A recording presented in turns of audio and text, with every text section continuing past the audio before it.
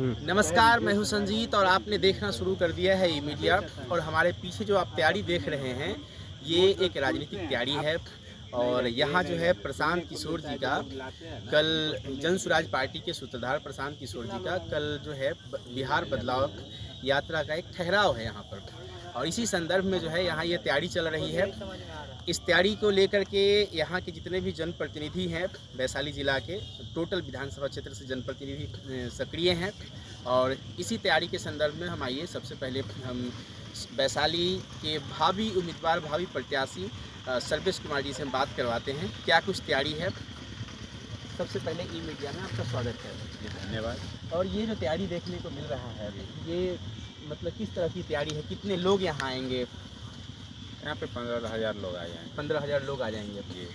और मैंने ये भी सुना है कि ये जगह जो रहा है काफ़ी पवित्र रहा है, क्योंकि इससे पहले कथावाचक गुप्तेश्वर पांडे भी आ चुके हैं। अभी लगभग महीना 15 दिन पहले छोटे बापू आए हैं अयोध्या से चल करके। आज जो है एक राजनीतिक मंच लगने जा रहा है, तो किसी भी शुभ कार्य को करने से पहले जब ऐसे लोग यहाँ पर आकर के अपना जब भाषण से इस परिदृश्य को, यहाँ की हवाओं को जब शुद्ध कर देते हैं, तब ये राजनीतिक और तेज़ हो जाता है और बेहतर होने का चांसेस बनने लगता है। आपका क्या कहना है इस पर? ये तो बात सही है, और साथ में आपको यह भी जानना जरूरी है कि राजनीतिक शुद्ध करने वाले गुरु भी यहाँ आ रहे हैं, प्रशांत जी आ रहे हैं। और उनको सुनने के लिए हमको उम्मीद है कि यहाँ पे उनकी जिस तरह से पॉपुलैरिटी बढ़ रही है बिहार में जो बदलाव की स्थिति दिख रही है, तो 15,000 लोग यहाँ ज़रूर आएंगे और वो अपने वचनों से यहाँ के बदलाव कैसे करेंगे, उद्घोष करेंगे और बताएंगे कि बिहार की बदहाली क्यों है और उसको कैसे बदला जा सकता है।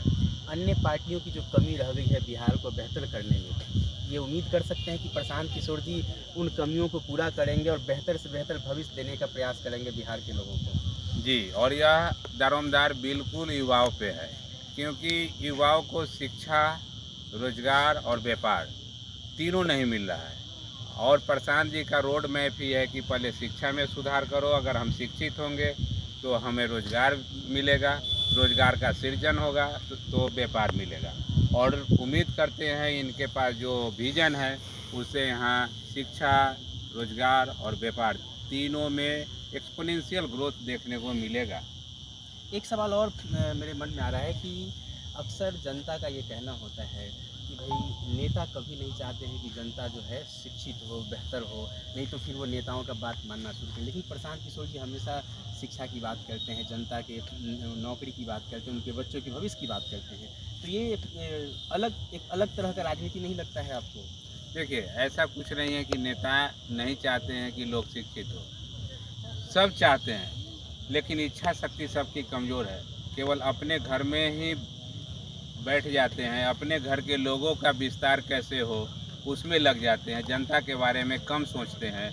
और प्रशांत जी इस बार आए हैं विकल्प के रूप में, वो बदलाव चाहते हैं। जो यहाँ पे कमियां हैं जो पिछली सरकारों के द्वारा, उसको ख़त्म करके जो रोड मैप बनाया जाता है, जो दिशा निर्देश दिया जाता है, उसका भी पालन हो जाए।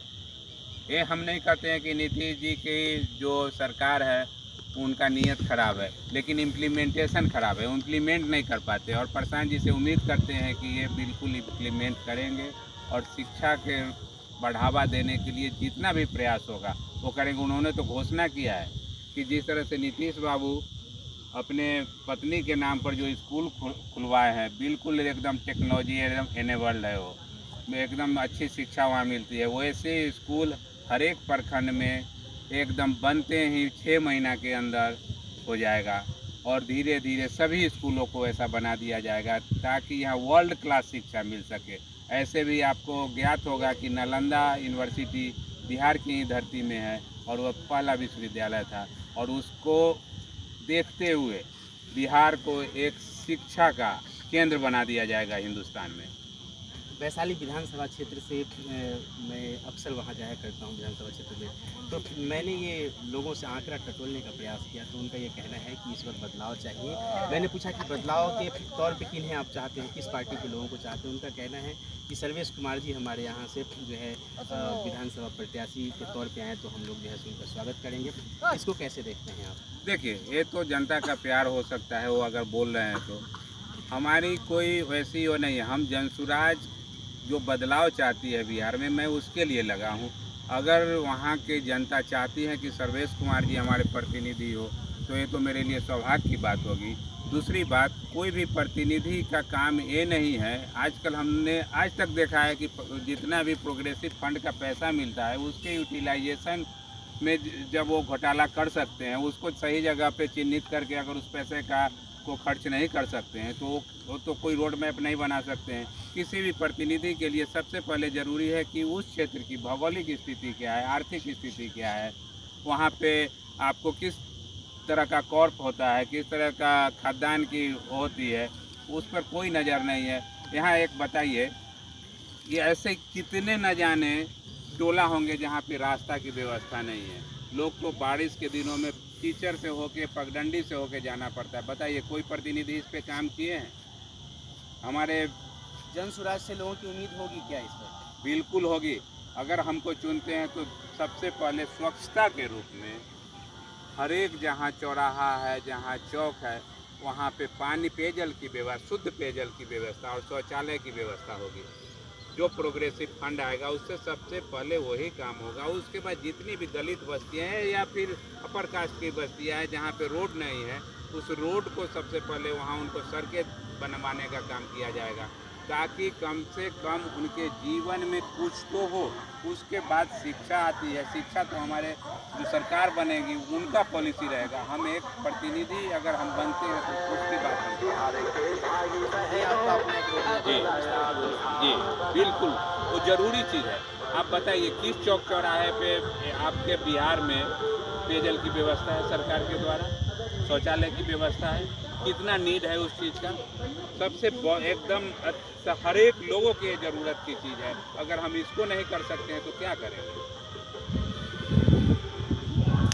समय देने के लिए बहुत बहुत धन्यवाद। तो आपने ये वीडियो देखा और देख करके आप क्या चाहते हैं, आपको ये वीडियो कैसा लगा, इस पर आप कमेंट के माध्यम से हमें बताएं।